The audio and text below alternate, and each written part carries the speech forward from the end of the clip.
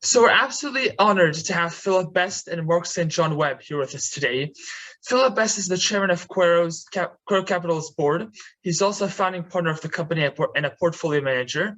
Philip Best started his career as a fund manager at Warburg Investment Management in 1983, initially as a trainee, then managing the Merky European Income Fund. In 1987, he joined Enskilda Securities as a broker specializing in European small cap companies. In 1994, he established and ran the Paris office of the Europe Company Limited, a specialist research-driven European small cap brokerage. In 2003, he launched the Argonaut Fund, a fund he still manages today. He's also non-executive director of UK publicly listed investment fund, European Opportunities Trust, an investment company with assets of over £800 million. He graduated from Oxford University.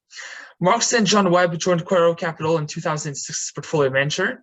He's co-manager of the Argonaut, Swiss Small Cap, and Swiss Mid Cap funds.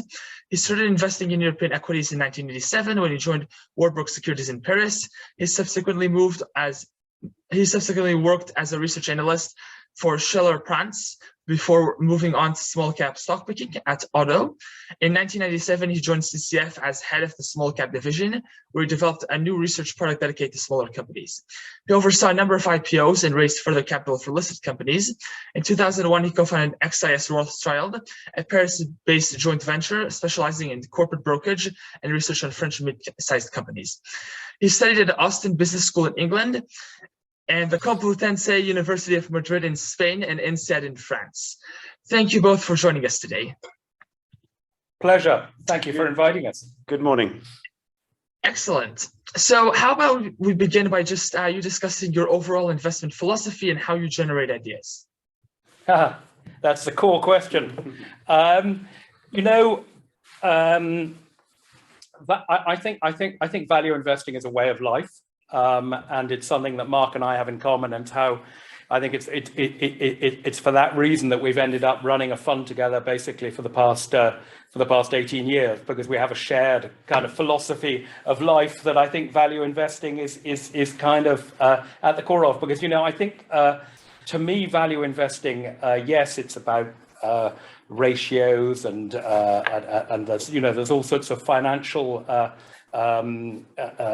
definitions that you can apply to value investing, but to me it basically means getting value for money. I mean, it sounds really stupid, but buying stuff that you think is cheap but is quality, and that is not being sold at the right price. I mean, I really don't think it's much more complicated than that. So the kind of the bedrock of what we do is trying to find that stuff that's been kind of overlooked and which we just think is cheap. And in the part of the market where we're specialized, which is small and micro cap, you'd be amazed just how much stuff you come across that isn't being efficiently valued by the market. I just sort of add to that. Our approach is sort of fundamentals investing. Doing the work on the company, going to visit the company, understanding the business, and basically we're looking for bargains in the market. As Philip says, value for money. We try and look, what is the market saying about this company and value it's giving, and what do we see when we go and visit the company, head offices, meet the CEO, meet other management of the company, visit the premises, the factories if they make something, the service operations if they a service company. And when we see a dichotomy in the two, that's where we invest. And investing in the microcap universe, we often take between 5 and 10% of the company, and we tend to look at companies rather than Bloomberg tickets. We look at the company as a whole entity. How much is that whole business worth? We try to think of it as investing in companies and not ticker codes, because there really is a difference philosophically, I think. And just a reminder, because this is a call on value investing, and there are many churches or many movements within the value investing church. And our portfolio is an accumulation of good companies at great prices. So we're sort of value, we're contrarian, we're looking for opportunities to invest in companies which are good businesses, most of the time with good growth, but are temporarily mispriced by the market, which gives us the opportunity to invest in a good business at a discount to intrinsic value. And one of your main focuses is where you're based, which is in Switzerland, the market there, and you do tend, from my understanding, for the microcap space to really go one by one through all of those listed companies. What do you do for markets that have, more companies, they're larger markets? Do you use quantitative or keyword screeners to find opportunities, or how do you find opportunities there? I mean, Philip started this in 2003. I joined in 2006. Right from the beginning, we were traveling around Europe, seeing 450 companies a year. So we'd go to Milan, maybe to a conference to see 15 companies. And whilst we were in Milan, we'd go sort of in the radius 100 kilometers around Milan visiting companies. So it would often be sort of a slightly haphazard screening process. But the advantage was, as we have been doing this both for over 30 years, this is 30 years of seeing 450 companies a year. So we now know the universe of our investable universe quite well. So where we changed the process or evolved the process or improved the process was around 10 years ago, where we moved from just seeing these 450 companies a year to sort of more methodically screening the market. We use different screening systems, and now we have analysts who do it as well. But we are screening the whole market for a number of different things, low valuations, but also in for our contrarian perspective, we are looking for stocks that are on sale. So we're looking for share price variations over 1 month, 3 months, 6 months, 1 year, 3 years. What's on sale on the market? And if you are a large cap investor and you're investing in the 100 largest companies in Europe, the probability is you and all your competitors know those 100 companies quite well, and the opportunities at a contrarian time are not going to work to your advantage. Our advantage is when we see a screen and we get sort of strange sounding companies from Greece or Italy or Portugal appearing on the list. For most people, those companies won't mean anything. The likelihood is for Philip and I is those names will actually mean something to us. We will have seen them 5 years ago, 10 years ago, 20 years ago. We might have had at that time the impression, seems like a good business, but the price is not attractive from a discount to intrinsic value point of view. So that really is where we feel we've got a competitive advantage of doing this for many years, is that we now know the universe, so that when we screen, the companies actually mean something to us. Yeah, absolutely. That makes a lot of sense. And just from some personal experience, I know that some of these European microcaps, they only will have financials and sort of filings in the native country language. How do you get across maybe that language barrier? Do you have other employees with a variety of sort of language skills? Do you sort of outsource that? So you just translate it through a translator? What do you typically do in those scenarios? These days things have got quite a bit better. I mean, I can remember back in the 1980s when I started doing this. We were literally to get financials on companies. We were literally writing to companies in France and Italy, having secretaries type out letters to ask for copies of their annual accounts, which then arrived in Italian or French or whatever. These days, of course, like everywhere, there tends to be, even for microcap stocks, there tends to be a tab on the website, which is for investor information, which is sort of more or less complete and not always up to date. And mostly these days, mostly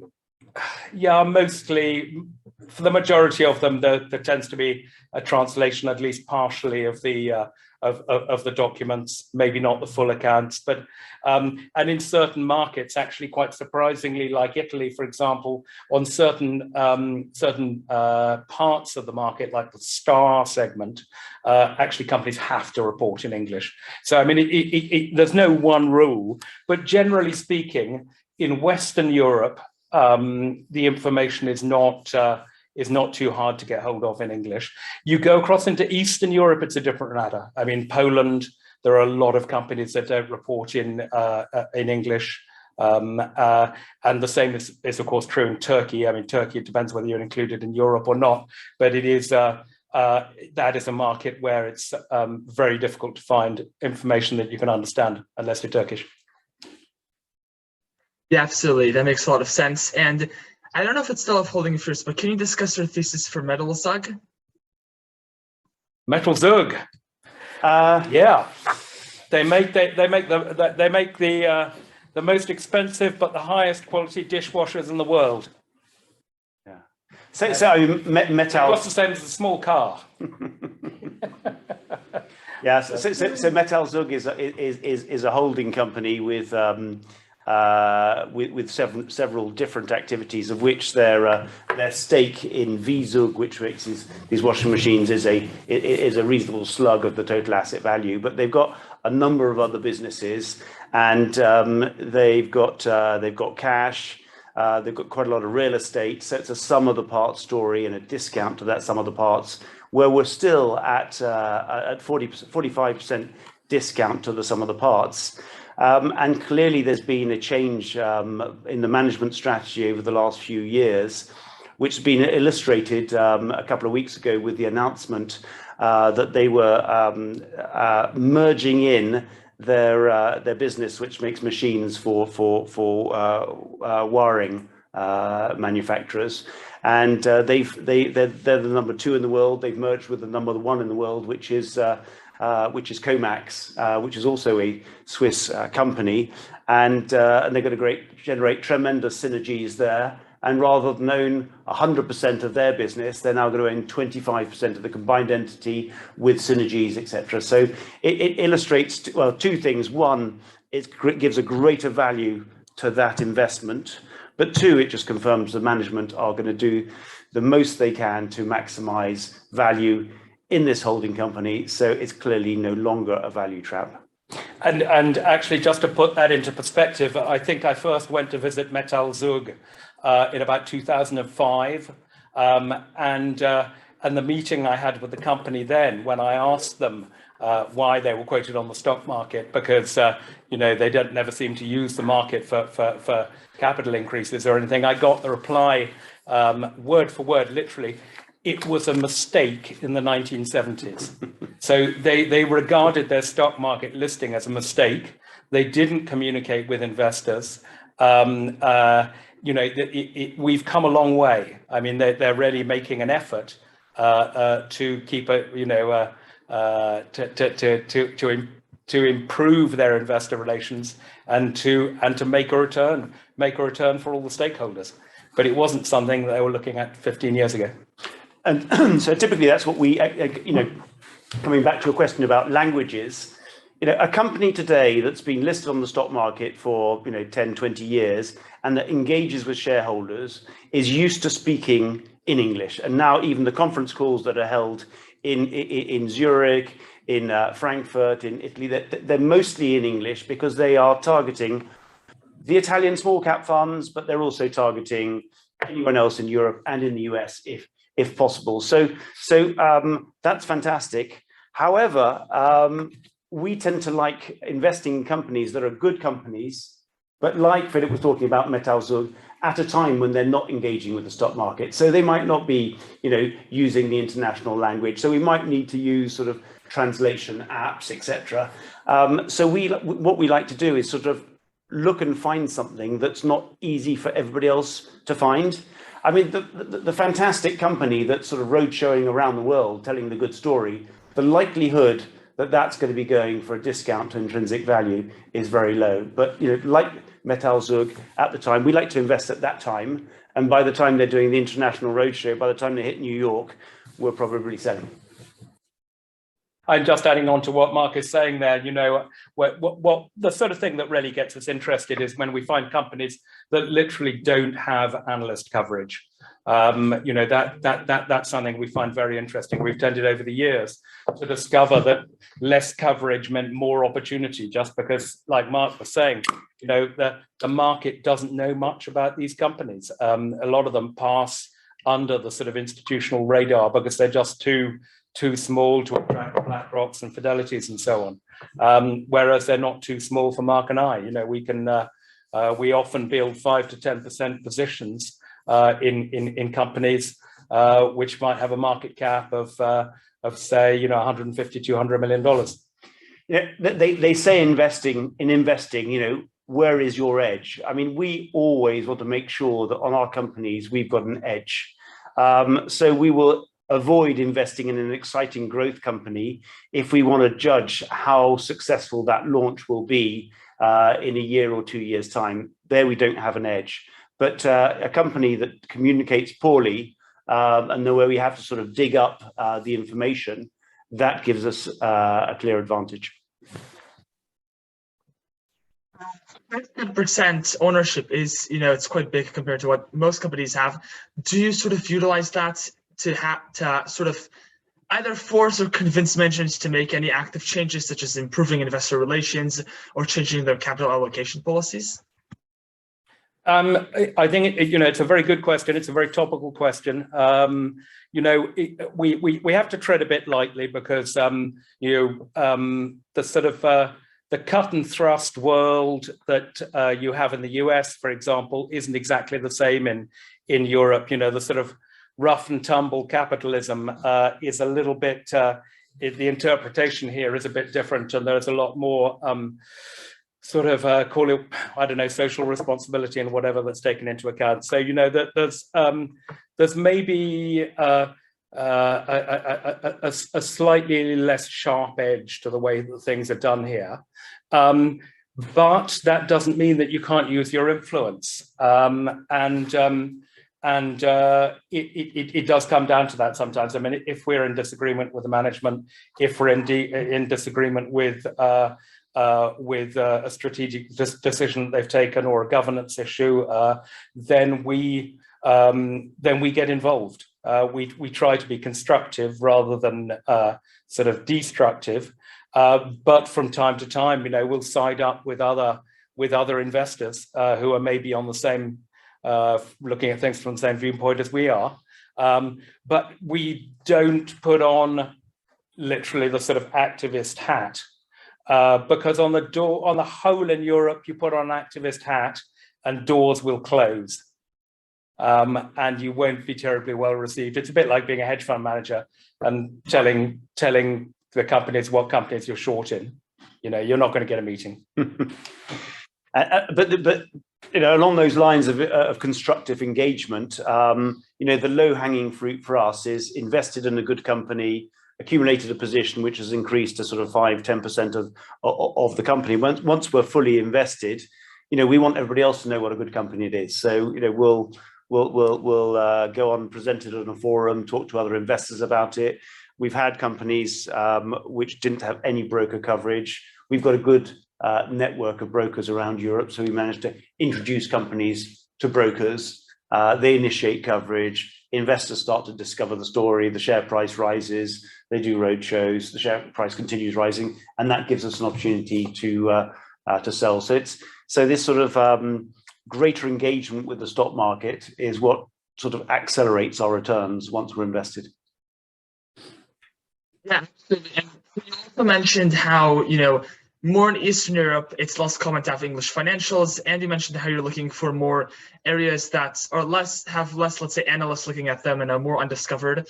So have you, as sort of more Western Europe has, you know, more commonly had English financials, have you shifted more towards looking at Eastern Europe, like Poland, for example, which you mentioned earlier, and other countries in the region?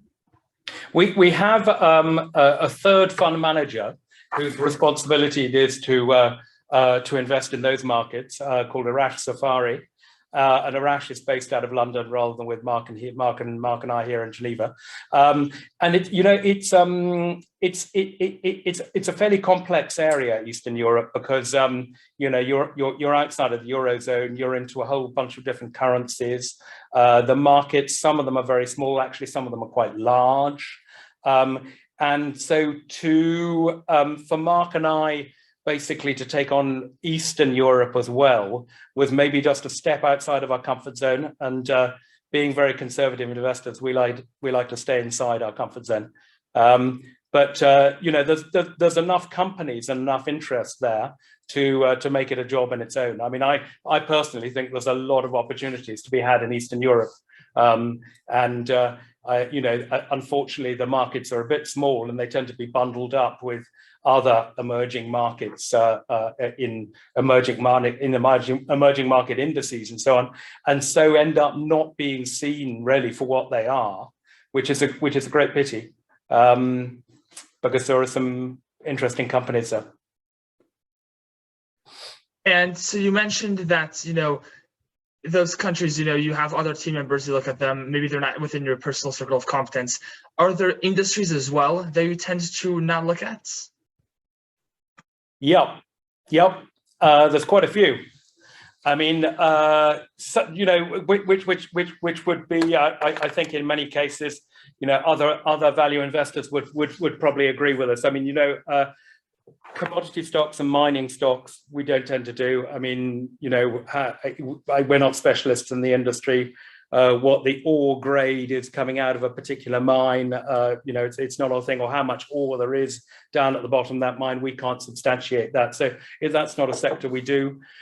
Property we don't really do because we regard it pretty much as an asset class in itself. There's some interesting vehicles for playing property sometimes, which we've looked at, which have discounts, and you're just playing a discount game, that's fine. Financials, banks we don't do really.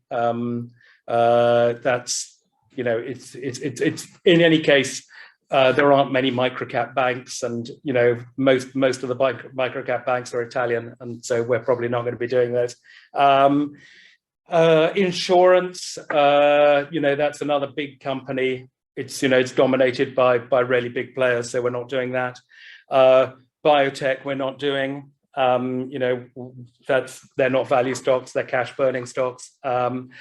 It's already a long list. What else don't we do, Mark? I mean, I think the idea is that anything where other people have greater expertise than us, we're going to exclude. Sometimes at one stage we found that oil services looked at one stage an interesting segment, but we sort of sat down and with a few companies, but we saw the other people around the table seemed to know the sector really well and went up to Aberdeen regularly in Scotland to sort of see companies up there. And as soon as we don't have an edge, we don't want to be playing there. So pharmaceuticals, if the company investing in the company depends on having a better idea of about which molecule is going to be developed in 2027, we're not going to make money there. However, we are at the same time open-minded, and we have invested in a Spanish pharmaceutical company. So never say never, but there's certain angles. Philip said we don't do property, and we don't do specific property companies because there's huge teams analyzing property all around Europe. But we quite like companies like Metalzug, who hidden within the structure of a company have got big real estate. Yeah, absolutely. That makes a lot of sense. And let's transition back to talking about Switzerland. How do you feel that investing in the Swiss market or doing business in Switzerland is different than other EU countries and the US? I would say that Switzerland is a very business-friendly country. I mean, it's just always been that way, business first. And the fairly light touch in terms of sort of federal government means that a lot of things are actually decided on a cantonal level. So I think it's probably one of the rare countries in the world where there's less government rather than more government, and I think that's without things getting sort of unbalanced, I think that's good for business development in general. The problem, obviously, with Switzerland historically has been that it's a small country. You've got a population of not even 8 million people, which means that when you develop a product or when you've started a company, very soon you have to go outside of your home market because the market here is just not big enough. But it's both a problem and an opportunity in the sense that the fact you're in a small market forces you to go international at a very early stage, which means when you look at the makeup of listed companies within Switzerland, the level of international presence is huge. And it's not unusual for Mark and I to come across Swiss companies which have less than 10% of their sales in Switzerland. And that's obviously true of the giants like Nestle or whatever, but it's less obvious when you're immediately thinking about some machine tools company based up in Constance or wherever, where you'd expect it to be a very Swiss business, and you actually look at a breakdown of their sales, and it's really not Swiss at all. The other problem for any Swiss company is, of course, that a currency which only goes up.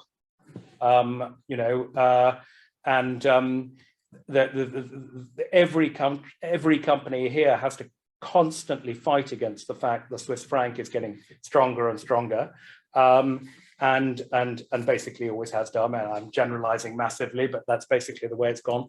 And there again, that's a problem, particularly if you're a manufacturing business. On the other hand, like so many things in Switzerland, the problems become an advantage in the sense that learning to live with a strong currency is kind of built into your business plan from day one. And that means that what you do is you try and produce very little in Switzerland, but you keep all you use Switzerland for all the things which are good, like a very high qualified managerial workforce, large pools of talent, high levels of intellectual property. So you keep the bits in Switzerland which you can't subcontract elsewhere. Like I say, there are so many things about this country where you could look at them as negatives, but in fact they work out to be positives.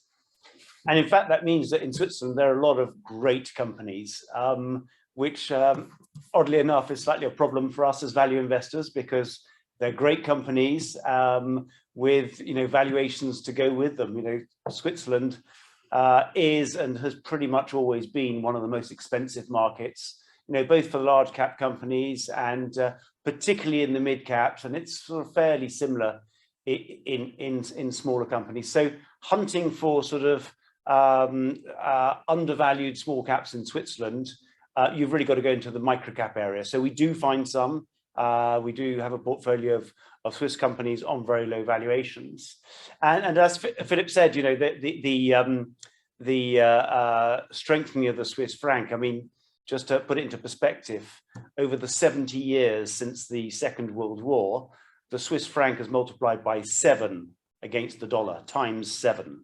So you could just imagine over this long period of time, the Swiss companies have been continually putting into question, what can I still produce competitively in Switzerland? So, I'll keep the R&D, the high-end products, etc. But then they're shipping out first to France, to Italy, to Germany, to Austria, businesses which are sort of slightly below and a bit more sensitive to the cost of labor, etc. And then they go further east to Eastern Europe and to Asia. So a lot of our companies in the microcap field with market caps of 200 or 300 million euros will have operations in Switzerland, but just for a minority of their business, but will have factories in Germany, factories in Hungary, in Romania, and then in China and Vietnam, etc. Absolutely, that makes a lot of sense. And so we already spoke about banks a little bit earlier. You do have some past investments you've made though in private banks. Can you discuss what made those different? Why do you think those were attractive opportunities? I suppose that the reason why we don't tend to look at sort of high street banks that lend money to individuals and corporations is that they have massive balance sheets which they loan out, and trying for us to try and double guess each line on that balance sheet is absolutely not possible. So we don't do that, and we sadly at the moment, because they're doing well, don't tend to have banks in our portfolio. We do have and have had private banks, which is a bit of a speciality of our country, because they don't have to have balance sheets. I mean, the Swiss bank is not taking risk with its balance sheet. We can take criteria such as very simplistic market cap to AUM, and we've actually invested in in specific situations, bottom up. A situation in Switzerland where 3 years ago two Swiss banks merged together. EFG, which was strong in Zurich and Geneva, merged with BCI, which was strong in Italian-speaking Switzerland. They merged together, and they had a lot of synergies created from putting together their IT to a communal IT platform, which, as you know, is more and more a bigger cost base. So very much bottom-up stories, and we're not trying to guess the balance sheets, but on private banks we don't have to. And at the same time, we do look at other area in the financial fields, and we've invested in a interdealer broker, or we've invested on an online broker, anything that doesn't require us to be better than a dedicated banks analyst on the balance sheet. Yeah, absolutely. And do you invest in East Asia at all? We have within the Quero group, we have investors who we have fund managers specialized in that area, but it's outside of our zone.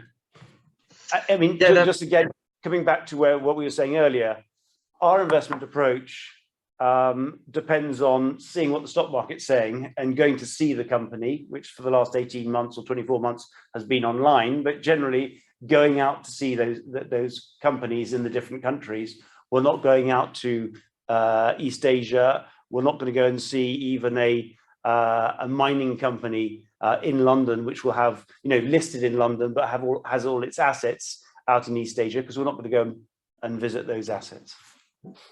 So how about, can you discuss a little bit your thesis on Hochdorf, and how did you find the company originally? Whoa, okay.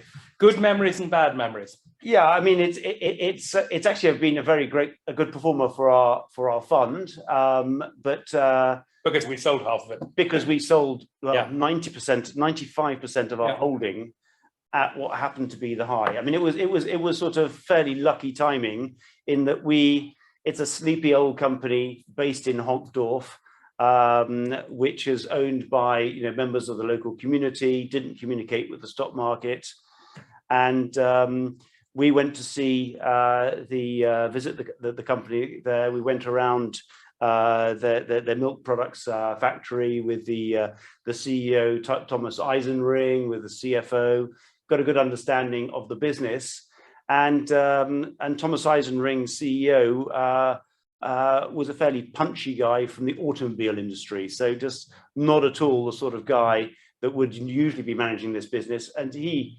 basically expressed to us that he was going to shake up this business, improve profitability, and develop the company more into downstream. And basically they actually make all the products for a number of companies who sell Swiss milk baby powder.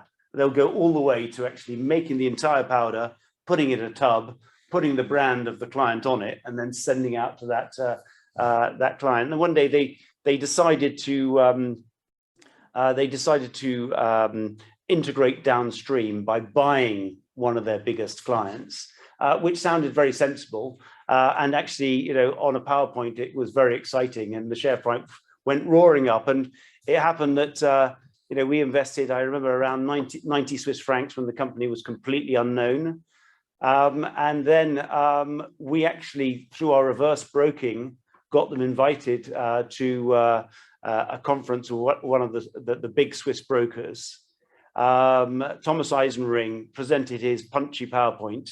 Everybody got excited, and everybody was buying shares. And we offloaded a block of most of our shares at that time. It happened to be pretty much the all-time high of the share.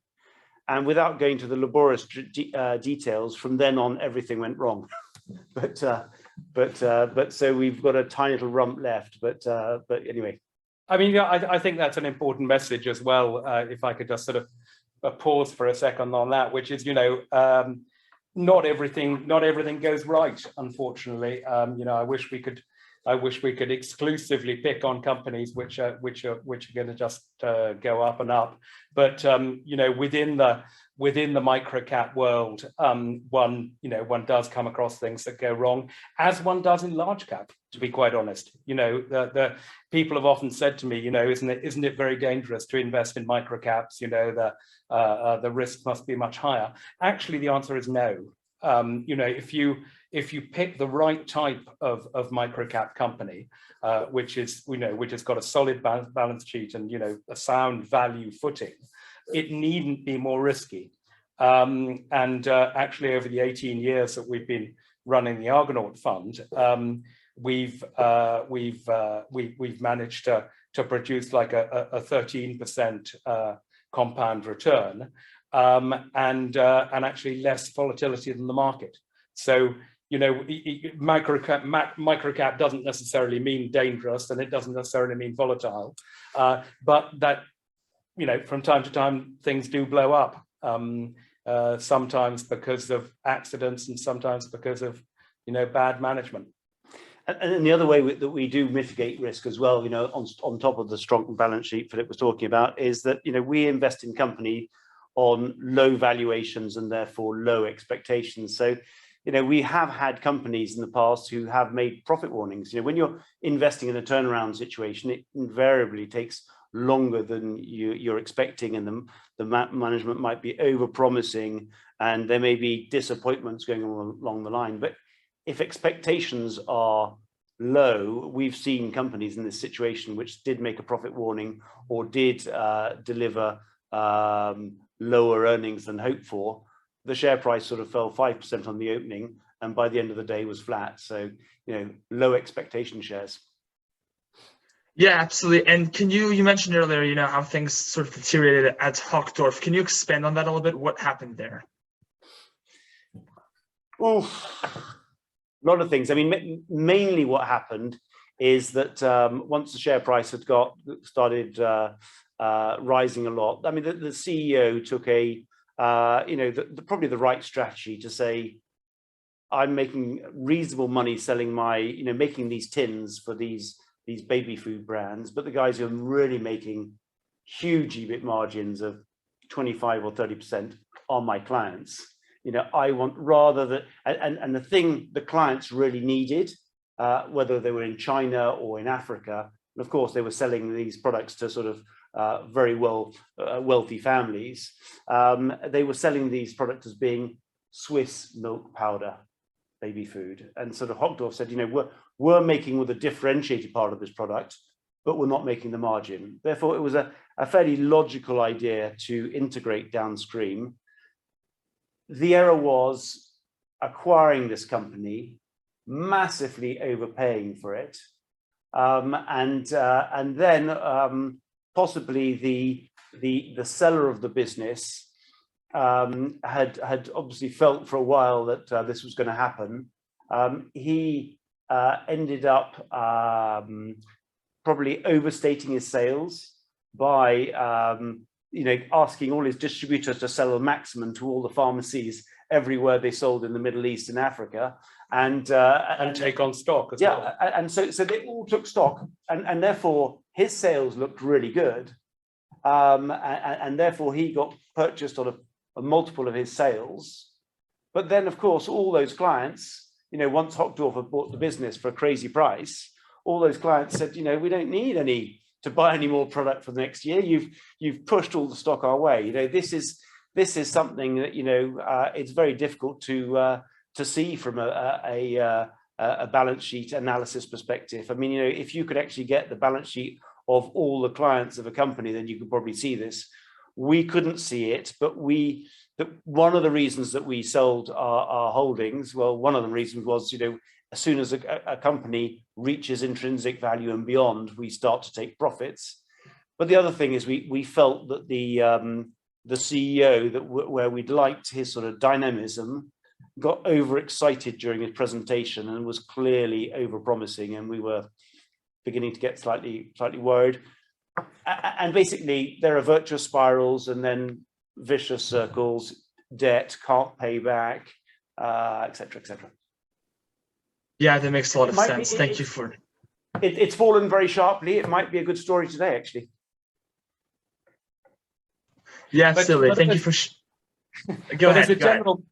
As a general point, and I think one of the lessons that's another example of one of the lessons we've learned over the years, which is as value investors, we'd rather talk and invest with companies where the management is pretty understated and is not trying to overblow things and has feet firmly on the ground, which tends to be the case in Europe, actually. Amazingly, people are always surprised when I say this, but in a lot of the Italian companies we look at, the management are very they're not up in the clouds at all. They're very feet on the ground, and tend to on the whole understate the outlook.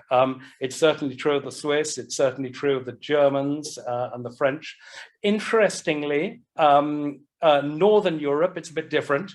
We're Brits, so we can say this, but the Brits are very good at overselling a story, and every Brit CEO will be there with his PowerPoint pack, ready to sell his company to you.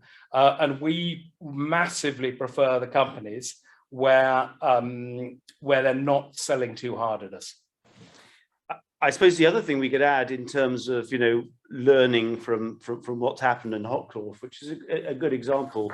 It was great that we sold most at the high, but what happened wrong afterwards, and it is to see to what extent the management is aligned. So if Thomas Eisenring had borrowed 5 or 10 million euros to buy a stake in his business, he wouldn't have paid that price for integration vertically. He'd have probably gone out and done more due diligence on whether the clients of his client had actually sold the product or were increasing stocks. So family's got to be aligned. And the other thing we quite like as well, which protects you from this sort of situation, is when you've got a family-owned company. You've got a family-owned company, it means that the family may own 20, 30, 40, 50% of a company. The family are on the board, they often control the board, it's all their money, it's their reputation, and they will oversee this business and basically have all their eggs in one basket and look at that basket very closely. So management alignment and a shareholder that controls the board is usually a good thing to protect you. And go ahead.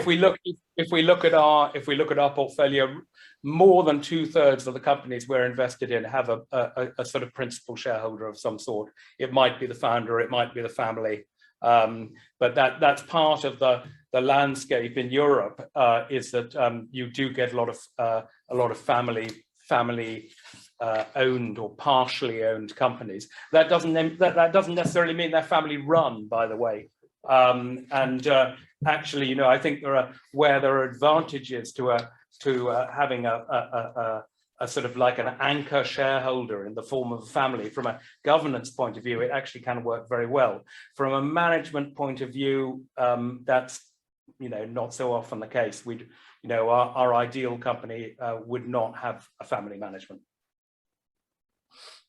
Yeah, absolutely. That makes a lot of sense. And how are you viewing the tensions with Russia today in terms of, are you viewing this more as, there's a lot of, people are very frightened in the market, especially, securities that relate very closely to Russia. So are you finding that as a buying opportunity, or are you seeing it more as a threat? We don't do geopolitics. We're really not trying to look at the world from a top-down point of view. I mean, that sounds stupid, but that's not unusual with value investors. Maybe we're great believers in reading the newspapers, and we know what's going on in the world, but we don't let that invade our investment approach, because basically what we're trying to do is find kind of well-run, solid companies that will, have balance sheets and business models that can tough it out for a while. So, if we do get a difficult period, then you'll maybe have a couple of disappointing years, but on the whole they'll bounce back strongly if they're good companies, and that's what we've tended to have. We actually have very few companies, even in 2008-9, that ran into serious problems, and once again, I do say the word, unleveraged balance sheet. We like companies that have got, the assets which have got cash, which aren't highly geared, because this means that when things do get tough, they can tough it out. So, the market will go up and down, and when there's a good shakeout in the market, that sometimes gives us opportunities to pick up shares in illiquid companies that we like a lot. So we're not the only value investors in the world to say that either. Which is that a good sell-off can be a real opportunity for us as well. But we don't either do geopolitics, and we don't try and double guess the market. We don't know where the market's going, and certainly don't expect to add value for our investors by saying, we're going cash because we think the market's going down. Because what happens if the next 3 years the market goes up? So we're finding value, and it happens that today we're still finding good value in the stock markets. We know there's opportunities continue going up, and we don't try and guess where the market's going. Yeah, absolutely. And do you invest in Greece? Yes, we have done. Absolutely. We've had some very good investments in Greece. I mean, Greece is a classic example of opportunities when everybody's running for the exit, because foreign investors left Greece in droves in 2012 during the Euro crisis, and I think the market at the time was the worst performing in Europe by far. I can't remember from peak to trough actually what it looked like, but we managed to pick up shares in a company which is kind of like a sort of mini Procter and Gamble, distributing everything from detergents and hand cleaners and stuff to cat litter and diapers for kids and stuff. So I mean, boring products, but actually a really well run family company. And it was a company we've been following for a while. We've known it over the years. It's called Sarantis, by the way. And what was fascinating with that big sell-off in Greece in 2012 was that I think the shares in Sarantis fell a total of 90%. 90%. And I think I'm right in saying that if you actually look to see what happened to Sarantis's earnings between 2012 and 2014, I think that their pre-tax profit, and Mark will correct me on this if I'm wrong, but I think their pre-tax profit fell from something like 18 million euros to something like 8 or 9. I really need to check the figures, but what I'm saying is that I think EBIT roughly halved, and I think the share price went down 90%. And that just doesn't make any sense. And that's when you can pick up opportunities. So to me, a share price falling 90% says this business is going bust. Well, he wasn't going bust, and in fact, he was still making a profit. Family-owned company, making sort of essential products, where the demand for those products is not that volatile. Even if it falls in a bad year, it will come back afterwards. I think we calculated that when we purchased it, we paid a P/E ratio of 10 times trough earnings. Share price has been multiplied by 10 since. Absolutely. And what qualities, backgrounds, or experiences are you looking for in college students who dream of one day working at Quora Capital? So I didn't quite get that. What sort of experience are we looking for in people working at Quora Capital? There's no one profile. I think for me, above and beyond, the sort of normal stuff that you'd look for on CVs, but I think intellectual curiosity is way up there. I think we try to recruit into our team people who really do have the value gene, you know, people who can understand that a bad company could be a good investment and that a good company can be a bad investment, which is, you know, it sounds stupid, but believe me, I've interviewed plenty of people who don't understand that. You know, the idea that, you know, the idea that you can protect yourself on the downside by your entry level, you know, the famous Warren Buffett thing, the profit is in the buying, you know, that to me and to us is absolutely key. It's, you know, the level you're coming in at. And there are a lot of people who don't think like that. You know, they're busy trying to add more columns on the Excel spreadsheet and work out what 25% compound growth looks like in 5 years' time, which, you know, is not what we're doing. We're trying to look at a company now, today, and say how much is that company worth today, not in 5 years' time. Yeah, we're not looking for data miners who are fantastic on, you know, multiple spreadsheets and, you know, yes, we do DCFs, but we avoid believing in them. We try and stay in the real world. As Philip said earlier on, you know, we don't invest in Bloomberg tickers. We invest in companies and parts of companies and try and understand what that whole business is worth. At the same time as us being value, and the important thing of them having a value gene, we're contrarian, and therefore we need to have people who are open-minded. I mean, there are people who do arrive and, you know, expect to have a fantastic growth story on a company, otherwise it's not worth looking at. But at the same time, we're investing in good companies at great prices, so we are looking for growth. Yeah, absolutely. And for a concluding question, which events have been the most influential in your investing career? Can you define event a bit more, or are you leaving it in a very wide sense? I'm purposefully leaving it in a very wide sense. If I can answer first, and then Philip will think about that one. I mean, I think that every major stock market crash is a great thing to learn, and to realize that every stock market crash is very different. So you know, history doesn't repeat itself, but rhymes is something important. And, you know, living through each of these crashes, and what I'm really talking about here is, you know, understanding which companies are the survivors, and secondly, understanding what a cycle is. And, you know, once you've been through over 30 years of that, you start to recognize patterns, and that's what we're becoming good at, is recognizing patterns. I'm trying to think of sort of one single event, but I think I'm going to give a slightly different answer, if that's okay, which is to say, you know, what's always fascinated me is actually how, you know, you can have political chaos in France or Italy or you know, wherever, and basically it looks terrible. What you see in the newspapers is terrible, but you really shouldn't really shouldn't mix that up and confuse it with investing, because it's just noise. You know, strikes, paralysis of transport systems, all these sort of things. It puts people into very sort of negative, you know, views on certain countries.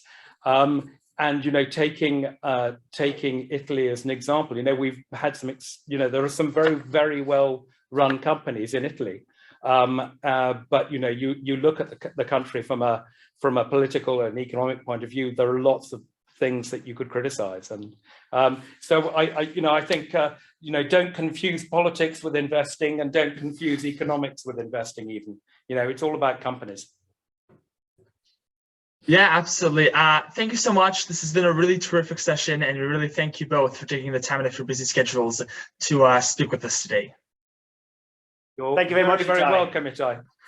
Excellent. Have a great day. Bye-bye. Thank you. Bye. Bye.